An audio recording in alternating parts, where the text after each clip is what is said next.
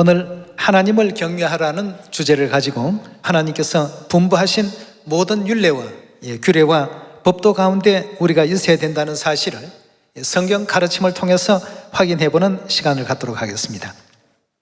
성경은 전도서 12장을 통해서 하나님을 경외하라는 말씀을 주셨고, 그러면 하나님을 경외하고 그 명령을 은혜롭게 잘 지키는 사람들에게 하나님께서는 어떤 은혜를 허락하신다고 하셨을까?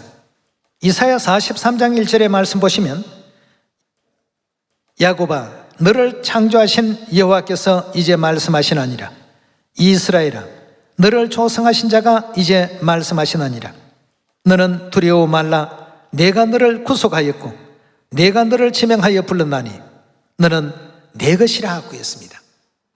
하나님의 것이기 때문에 외부에 어떤 어렵고 부당한 상황이 있더라도 항상 하나님께서는 도움을 주시겠다라고 말씀하고 있습니다. 2절입니다. 내가 물 가운데 지날 때에 내가 함께할 것이라. 강을 건널 때 물이 너를 침몰치 못할 것이며 내가 불 가운데 행할 때 타지 아니할 것이요 불꽃이 너를 사르지도 못하리니 대전하는 여호와 내 하나님이요 이스라엘의 거룩한 자요 내 구원자입니다. 내가 애굽을 너의 속량물로 구스와 서발을 너의 대신으로 주었노라.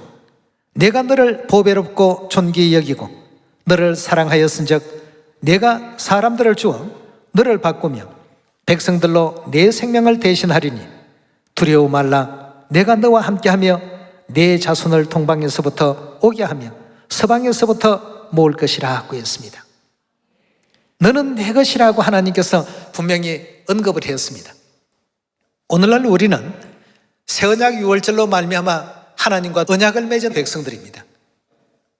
하나님께서는 새 언약을 통해서 너희는 내 백성이 될 것이요 나는 너희 하나님이 될 것이다. 또 고린도후서 6장에도 보니까 나는 너희의 아버지가 되고 너희는 내게 있어 아들과 딸들이 될 것이다. 이런 관계로서 내 것이라고 이렇게 하나님께서 표현해 놓으셨습니다. 이래서 하나님 가르침 안에 있을 때에는 항상 하나님께서 함께 하시고 보호하십니다만, 하나님의 가르침을 떠나버리게 된다면 그때부터는 하나님의 그 보호의 손길이 떠나버릴 수밖에 없기 때문에 그런 순간이 이제 가장 위험한 어떤 상황이요 위험한 순간이라고 볼 수밖에 없지 않습니까? 그래서 언제나 하나님의 말씀 안에 거할 수 있는 여러분과 제가 되어야 됩니다.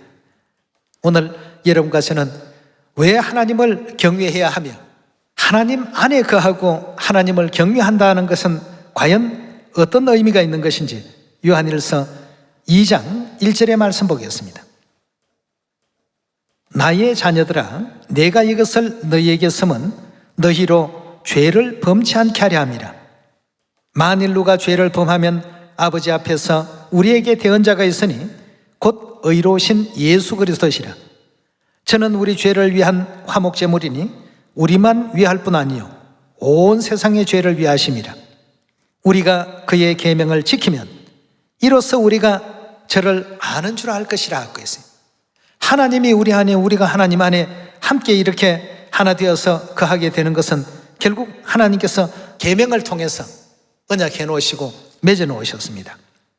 우리가 그의 계명을 지키면 이로써 우리가 저를 아는 줄 알 것이요 저를 아노라 하고 그의 계명을 지키지 아니하는 자는 어떤 자라고요?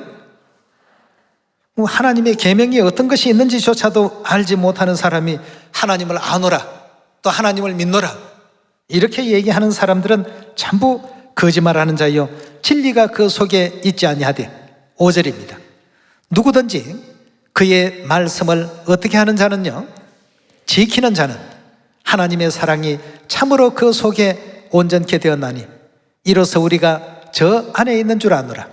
저 안에 거한다는 자는 그의 행하시는 대로 자기도 어떻게 하라고요? 행하라고 했습니다. 우리에게 허락해 주신 새 언약의 모든 것 계명들 참으로 소중한 것입니다. 하나님을 경외한다 하면서도 하나님을 경외하면 해야 하는 그 계명을 알지 못하고 지켜 준행하지 못한다라고 하는 것은 실상 하나님을 알지 못하는 것과 동일시되는 그런 내용이라고 성경은 우리에게 일러주고 있습니다. 우리가 하나님을 믿게 된 것이 하늘에서 지었던 모든 죄와 허물들을 속함받고 영원한 천국 그 고향을 회복하자는데 가장 큰 의미가 있는 것 아니겠습니까? 우리 죄인 살리기 위해서 하늘에서 낮고 낮은 이 땅까지 오신 하나님의 거룩하시고 위대하신 그 사랑을 다시 한번 생각하면서 하나님께 공경의 예를 다 할 수 있는 여러분과 제가 꼭 되셔야 되겠고, 그 공경이라고 하는 것은 반드시 예배를 통해서, 제사를 통해서, 계명을 통해서 표현이 되어야 된다는 것입니다. 이 말씀이 안에 있길 바라면서 말씀 마칩니다. 감사합니다.